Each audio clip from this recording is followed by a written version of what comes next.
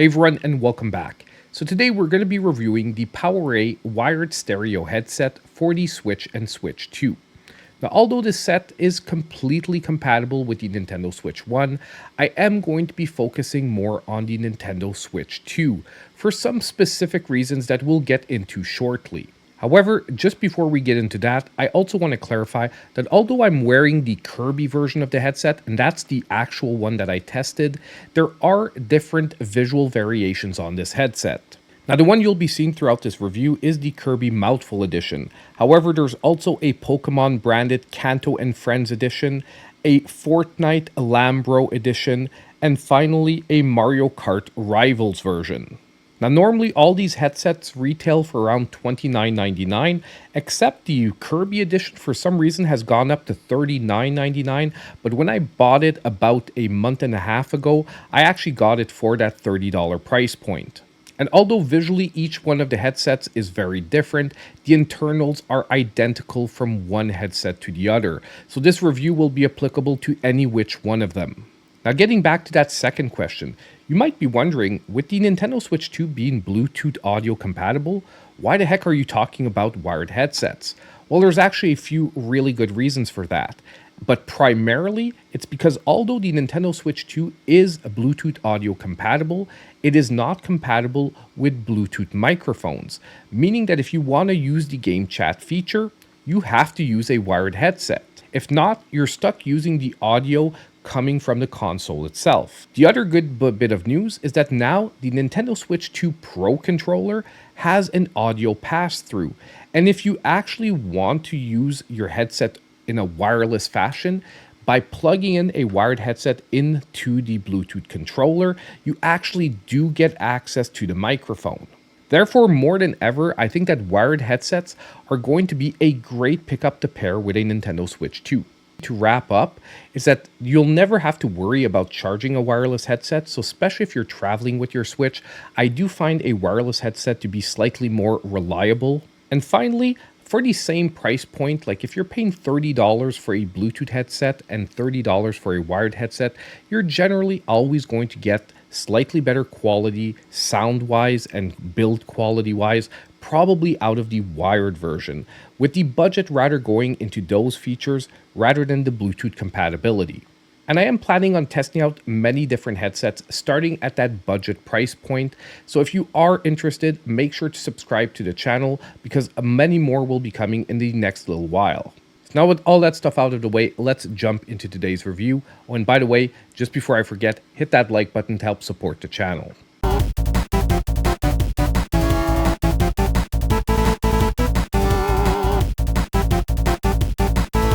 I generally like to start with a close-up of the product, and let's also just take a quick look at the box so that if you're looking for this on the shelves, you know what to look for.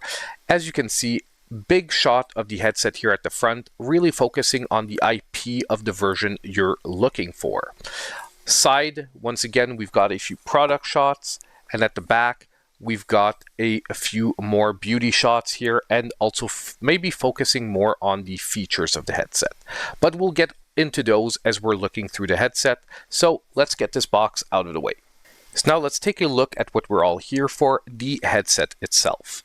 And I think that if you're looking for an extremely Nintendo-focused headset, the Kirby edition of the headset definitely is the way to go.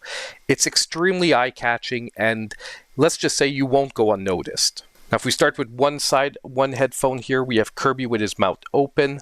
On the other side, we have Kirby with his mouth pursed. And finally, if we look at the headband, we have a little montage with what I would say are pretty much all the main Kirby characters. If we move on to the main features of this headset, well, the headset is saying that it has on-ear controls. And yes, it does. It does have a few. You can control the volume directly from the headset. You also have a mute button here if you need to mute yourself quickly. Now, for a $30 headset, these are the basic functionalities that you want, and they do work fairly well. However, I've got to say that rather than a volume rocker, I would have preferred a volume wheel. It is less aesthetically pleasing, but in my opinion, it is far more functional because unfortunately with this rocker, it's really hard to hit a sweet spot simply because the volume will raise and drop very rapidly with a very slight movement. And really trying to hit that sweet spot is fairly difficult when you don't visually see the rocker. So they're sort of trading in a more visually appealing option for a less functional one. So next, let's move on to the microphone. And this is actually one of my favorite features of the headset, the fact that at this extremely budget price point, we actually get a removable microphone. This is an extremely pleasing feature to have because if you're gaming and you're not actually chatting, being able to just remove this and not have it in your way at all is actually, to me, a really big upside. Not to mention that for longevity, if you're traveling with the headset, to not have the microphone bending over itself in your bag and being able to safely put it away is yet again going to be extremely advantageous for keeping this headset in good shape for a long time. Next, let's talk about these ear pads. Now, the description of the product says that they're extremely breathable and extremely comfortable. Although I will admit that for the budget price point, yes, yet again, the headset I would consider to be a fairly comfortable headset for what you could expect. The material itself on the ear pads is slightly scratchy or itchy. So you can definitely tell the difference in quality between this and a more premium headset. Also, I've got to say that for me, the breathability wasn't exactly there. It's not the worst headset I've ever used, but my ears definitely got sweaty during longer sessions. So it isn't bad, but it's definitely not one of its strongest features. Now, just before we put it through a couple of stress tests, I do want to show you how the adjustability of the headset works. Basically, each one of the headphones can be brought up or down to basically adjust the size of the headset. Now, once again, this works pretty well. I do think it will fit most head sizes. However, what is unfortunate to see is that there is no tilt on the earphones themselves. Now, it is to be expected yet again at this price point, but it does reduce the comfort level and does put a little bit of extra stress on your head when you don't have the ability to tilt the ear cups. But as I've been saying throughout this review, at this price point, it's sort of to be expected, but it's still something I do like to point out. Now, the last thing I want to do before we actually move into the sound tests is put the headset through a few stress tests. So first of all, let's try a torsion. So overall, I'm glad to see the headset seems to be pretty flexible and it doesn't feel like it's going to break. I wouldn't push it way beyond this, but number one, for a torsion test, this is actually fairly acceptable for a fully plastic frame and a headset once again at this price point. Secondly, we have the split test. So once again, we can get the bar almost fully flat pretty comfortably. Now, obviously, I wouldn't push any further than this, but once again, I would say that that is a pretty successful basic stress test. The only thing I want to point out is the frame is fully plastic here. There are no metal elements anywhere in the frame. What that does mean is that if you do give it a really good knocking around, you probably will break the headband here, or if someone steps on it, that will probably be a breaking point. But overall, I've got to say I was surprised by how far I could push it in these stress tests, and I would say that once again, for the price point, pretty sturdy. Now we're getting to one of the most important sections of the video, the actual microphone test on the headset. Now what I'm going to be doing is I'm going to be going through a test script here that I have and comparing the microphone on this headset to a few other models. Now since this is one of the first headsets we're testing for the Nintendo Switch 2, I won't be comparing it to that many models today, but you should still get a good feeling for how the microphone performs. Now, in the future, I will be bringing it back against future models, so if you're really interested in seeing how it holds up, you can check on the channel to see if I've reviewed any future headsets and compared it against it. Now to get things started, let's set a baseline, which is a totally unfair comparison, but let's run through the script using my actual Shure microphone, the one I use to record all my videos. Now this is the test for the Shure microphone. Testing 1, 2, 3. This is a microphone comparison test. Now speaking softly, almost a whisper, to check sensitivity. And now speaking loudly to see how the microphone handles peaks. Plosives. Peter Piper picked a pack of pickled peppers. Sibilants. Seashells by the seashore. And finally, a standard sentence for clarity. The quick brown fox jumps over the lazy dog. Testing 1, 2, 3. Microphone test complete. Now this is the sound test for the PowerA wired stereo headset. Testing 1, 2, 3. This is a microphone comparison test. Now speaking softly, almost a whisper, to check sensitivity.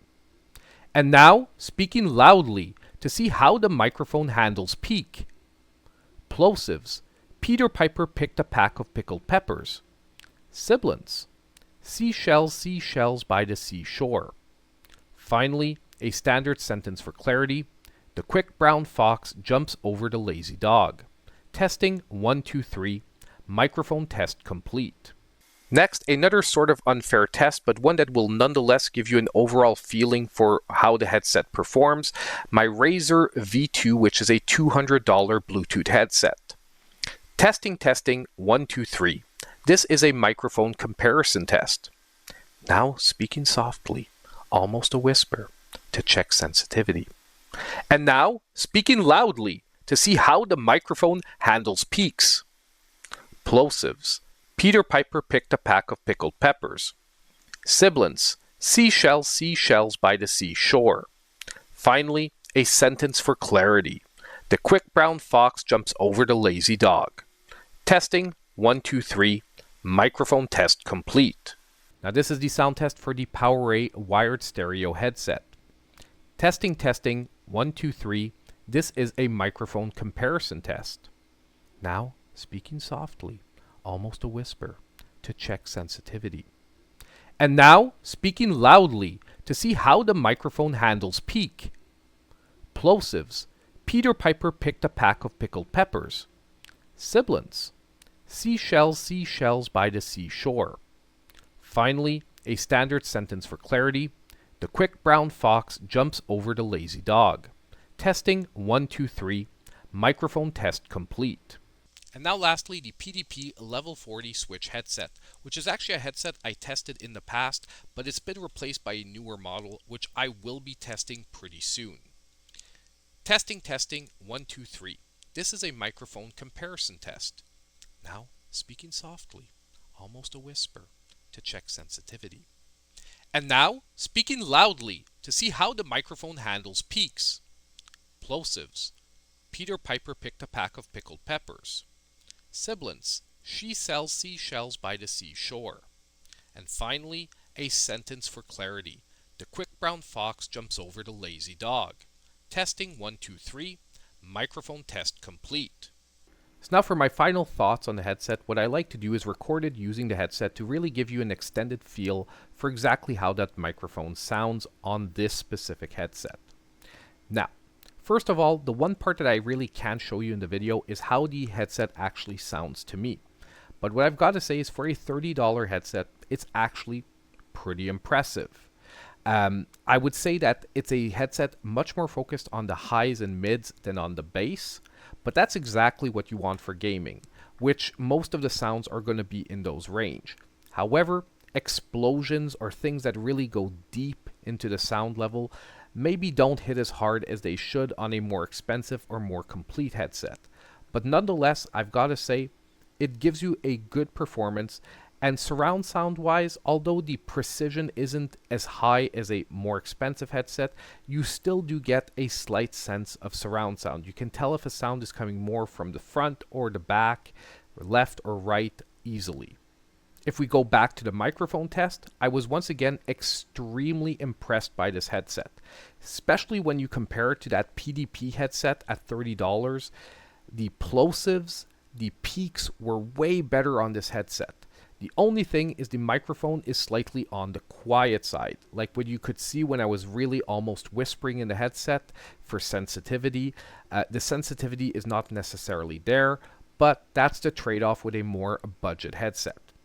There is, however, one thing about the microphone over using the headset that I did realize is that because the microphone is so flexible, it's really easy when you're mid-gaming session to, unfortunately, hit the microphone on something, move the microphone out of position. And unfortunately, if the microphone is out of position, it really does affect the sound severely. So that is something to watch out for on this headset. I would have liked the microphone to be slightly more rigid than it is. And lastly, comfort-wise, I've got to say, once again, I'm pretty satisfied with this headset. It is way more comfortable than that previous PDP headset. The over-the-ear design is actually not too snug. The only thing, like I said, is the lack of cup tilt does put quite a bit of pressure on your head, and I would have liked to see a little bit more breathability from the ear cups.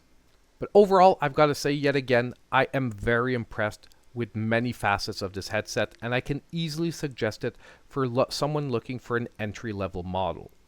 Now, obviously, if you're looking for extreme performance, you're going to want to go more expensive. But if you're looking something for a kid, or you just need something when you're traveling to get you by, this headset is going to be a very good performer. Especially the fact that although the regular price point is at $30, I've seen it in the low 20s on sale, and that is a crazy pickup at that price point. So let me know what you guys thought in the comments down below. What other headsets would you like to see me review on the channel? Let me know that as well. Don't forget on the way out to hit that like button, subscribe to the channel if you aren't already, and as usual, I'll see you in my next video.